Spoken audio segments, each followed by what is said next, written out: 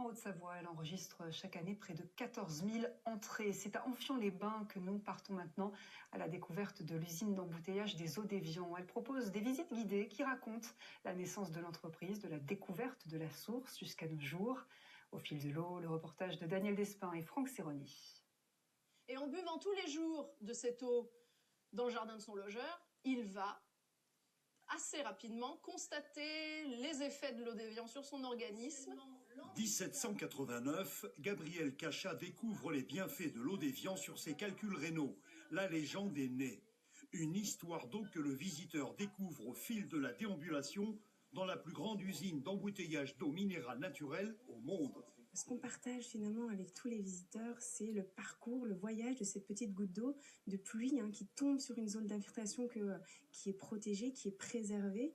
Ensuite, elle va s'infiltrer dans le sous-sol géologique, être minéralisée, être filtrée naturellement pour devenir, après un cheminement de 15 ans, de l'eau minérale naturelle d'Évian.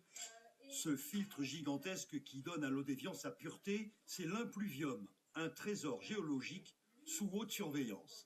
Vous avez du sable, des graviers, de l'argile, des petits cailloux qui constituent encore aujourd'hui le filtre minéral naturel. C'est incroyable de se dire que depuis des années, l'eau est là, elle reste là et finalement elle restera là. C'est une source naturelle et puis voilà, on en a eu besoin depuis la nuit des temps et puis on en a encore besoin et on en aura encore besoin après. Arrive ensuite l'ère industrielle.